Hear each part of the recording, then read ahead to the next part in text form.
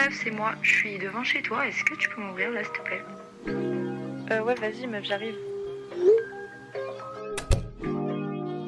Bienvenue dans Café Clope. Moi, c'est Marion. Vas-y, entre, installe-toi. Ici, tu fais comme chez toi.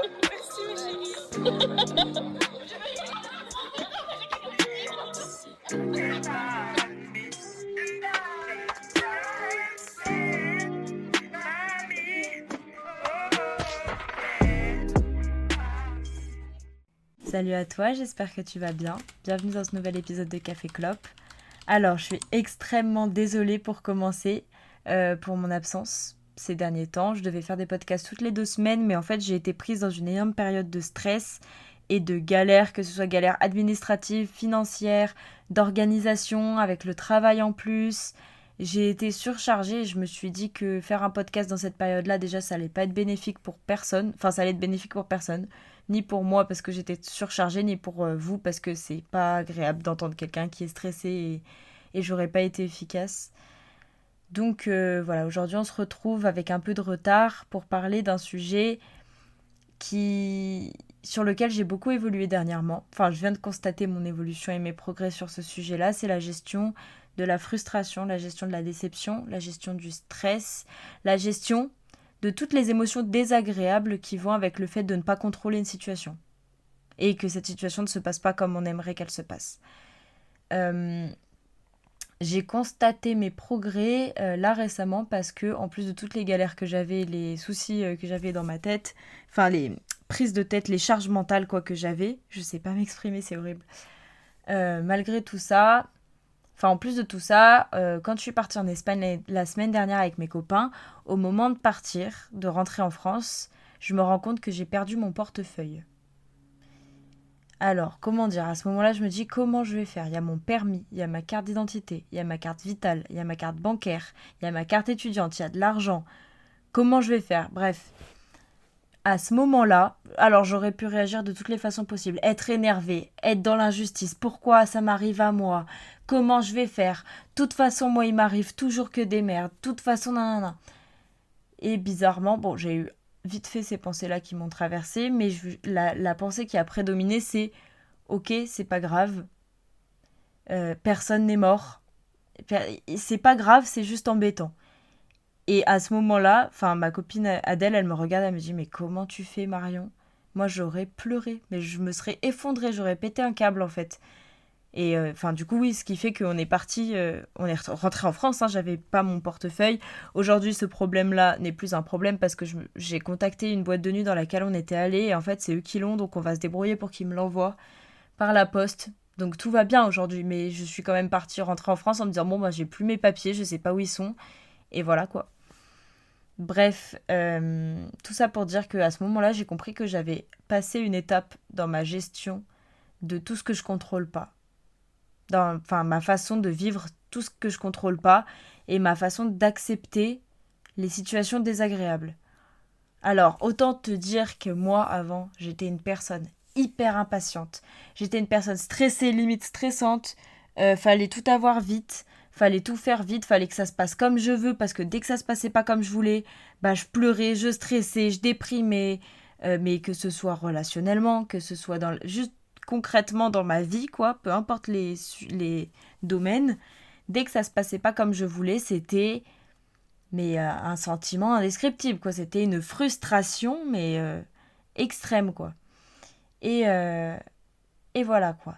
Et je me rends compte aujourd'hui que j'ai fait un immense chemin. Là, je veux dire, c'est pas... Là, je prends l'exemple de quand j'ai perdu mes papiers, mais il y a plein d'autres exemples dans ma vie, que ce soit relationnellement ou pas, où je me rends compte que je suis beaucoup plus dans le lâcher-prise et dans l'acceptation, plutôt que dans le stress, le besoin de contrôle, ouais, l'angoisse, la déception, la frustration, l'attente,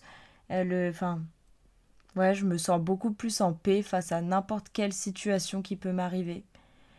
Et sincèrement, je pense que ouais, j'ai adopté un mode de pensée hyper sain, selon moi. Moi, ça me convient parfaitement dans ma vie. C'est tout ce qui doit arriver arrivera.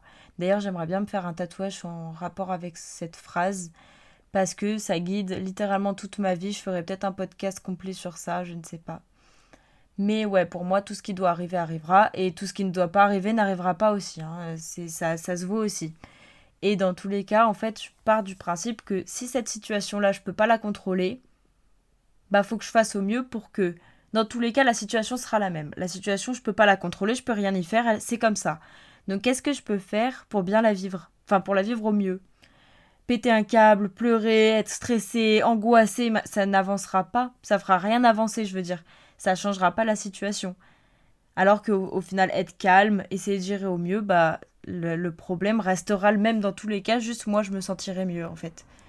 Et, euh, et ouais, c'est pas le fait de faire une obsession de cette chose qu'on n'a pas, qu'on voudrait, dont on manque, c'est pas de faire une fixette dessus qui va faire qu'on va l'avoir ou que ça va s'arranger en fait. Parce qu'on n'a pas le contrôle sur énormément de choses dans notre vie au final quand on regarde. Et c'est fou le nombre de personnes qui essaient de contrôler des choses sur lesquelles ils ont aucun contrôle. Mais je vois autour de moi comme c'est... Enfin, c'est fou. Et sincèrement, je vais pas mentir, moi j'en faisais partie avant, hein, de ces gens-là qui voulaient absolument contrôler tout ce qui se passe dans leur vie. Et certaines fois, j'avoue que je cherche encore à avoir le contrôle parce que c'est très rassurant pour moi. Et c'est surtout relationnellement, moi. J'ai une grosse anxiété relationnelle, j'ai beaucoup d'angoisse dans mes relations. Mais c'est vrai que ben, depuis... Enfin, j'avais une peur panique de l'abandon, qu'on me laisse tomber, qu'on veuille pas de moi, qu'on me ghoste, qu'on me... Ouais, qu'on disparaisse de ma vie alors qu'on m'a promis des choses, qu'on me quitte. J'avais une peur panique de ça, hein. Et en fait, à force de le vivre, à force de faire face à ça, j'ai fini par me dire, mais en fait, si ça arrive, c'est pour que j'en tire quelque chose, c'est pour que j'arrête d'être anxieuse de ça et que je vive ma vie sereinement, que je profite de mes relations sans avoir peur qu'elles se terminent, que je puisse profiter ouais, de mes relations sans attendre constamment que la fin arrive en fait, sans redouter quelque chose, que je puisse être pleinement moi-même, sans agir pour que l'autre m'abandonne pas, sans me comporter de façon à plaire à l'autre quitte à m'oublier. Enfin bref, j'ai beaucoup appris de ça aussi. Et du coup, bah relationnellement, maintenant, j'ai presque plus du tout peur qu'on m'abandonne, quoi. Parce que pour moi, bah si tu m'as... Enfin, les gens nous abandonnent pas vraiment. En fait, les gens se comportent avec nous comme ils se comportent avec eux-mêmes. C'est-à-dire que quelqu'un qui va être bah, je sais pas, qui va pas te donner la présence émotionnelle dont tu as besoin, qui va pas être présent émotionnellement, c'est quelqu'un qui est pas en contact avec ses propres émotions, qui en a peur, qui les fuit.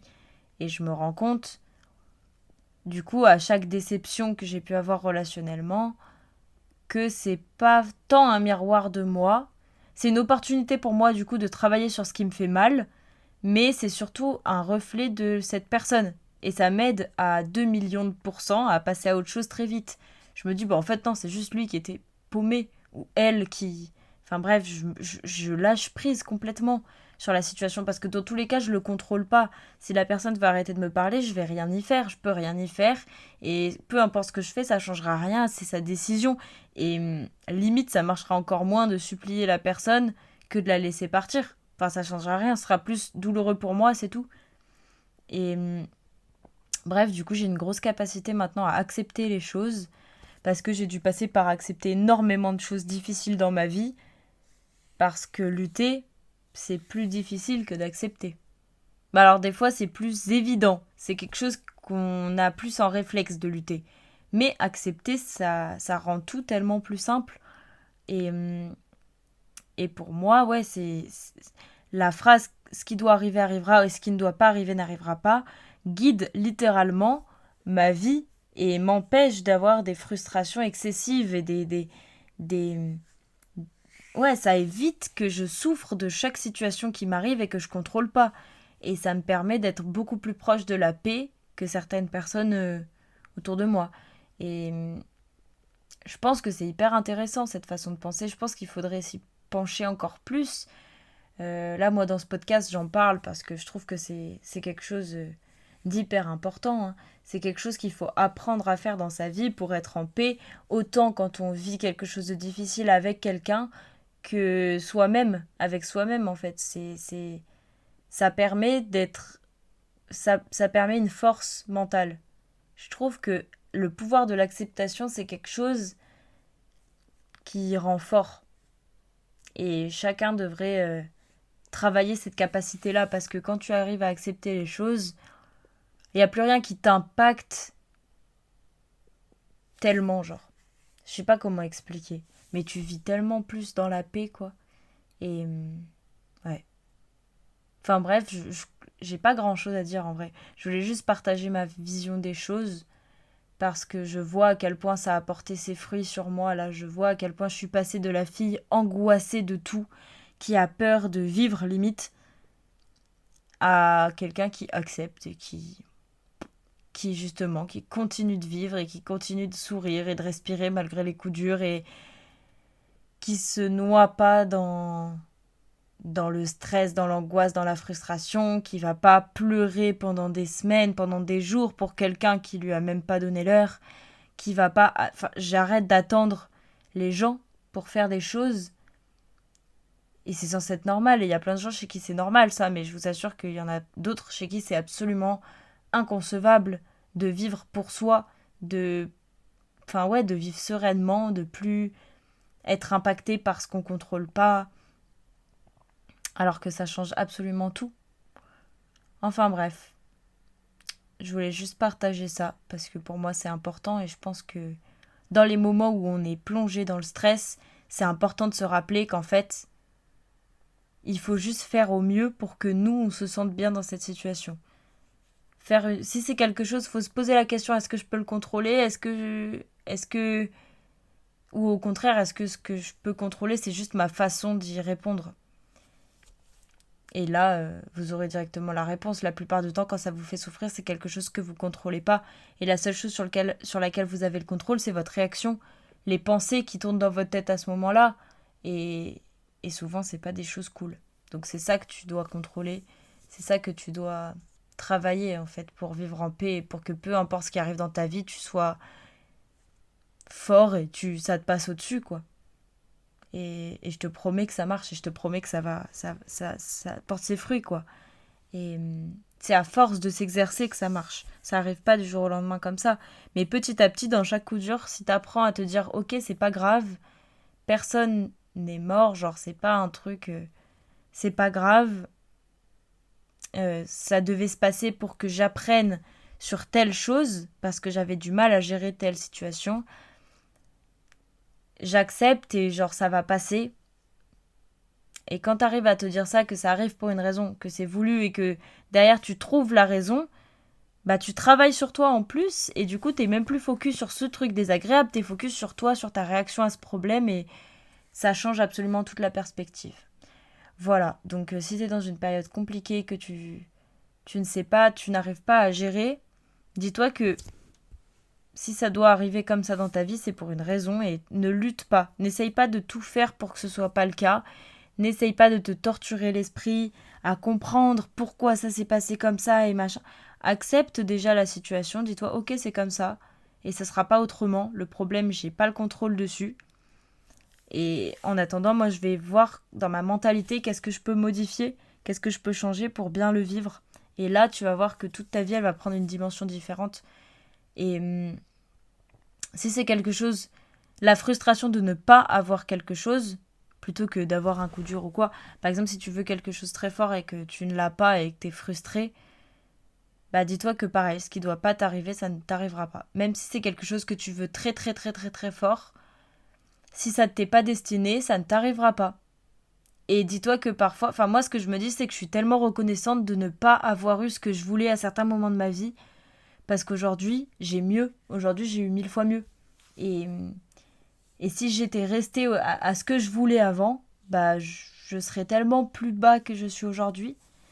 Et dis-toi que du coup, si c'est quelque chose que tu veux profondément, dis-toi que peut-être la toi ou le toi de plus tard te remerciera de ne pas l'avoir eu et d'avoir lâché prise et de t'être concentré sur autre chose, sur les choses que tu as, qui sont autour de toi et que tu contrôles. Voilà. Donc j'espère que j'ai pu t'apaiser un petit peu, t'aider pendant cette période de stress si tu en traverses une. Et on se revoit très bientôt pour un nouvel épisode. Maintenant que je suis rentrée de vacances et que je vais reprendre les cours, j'aurai plus de temps à mon avis. Voilà, merci de m'avoir écouté. Je t'embrasse, à bientôt.